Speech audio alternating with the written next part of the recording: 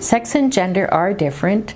Sex refers to the biological characteristics your body has. It's the impact of our neurobiology, our genes, our hormones, our anatomy, and how these play out differently in different bodies. Gender is something that's assigned to us based on our sex at birth. But it has a huge impact because it defines how we're going to be regarded by the world and what we think about ourselves. And more importantly, I think it defines what opportunities and barriers exist in front of us as we move through life.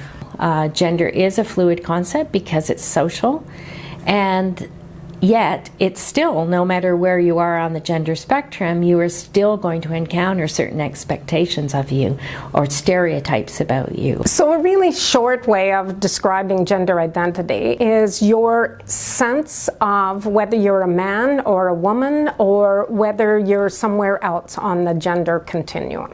Gender affects almost everything we do, what we're expected to do, how much money we make, what kind of jobs we get, whether or not we are perhaps more likely to be victims of domestic violence or not.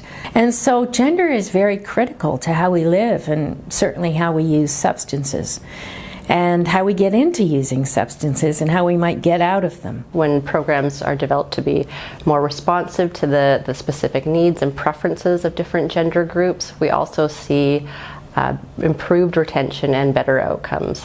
Men, women, and transgender people experience different kinds of traumatic events, physical and sexual violence, discrimination, adverse childhood experiences, and these result in different substance use patterns. Experiences of violence and trauma impact trans people's comfort in services. They may have past experiences of being marginalized in services. So all of these things can impact their safety and their ability to access services. We've been working with organizations across Canada, and we've seen the ways that different organizations are responding to the unique needs of transgender people. It includes improving physical spaces and making gender-neutral washrooms available, and it makes sure that staff are trained on cultural competency, for example, using correct pronouns. Yeah, I think there are questions that service providers can ask themselves when trying to do this integrative type work.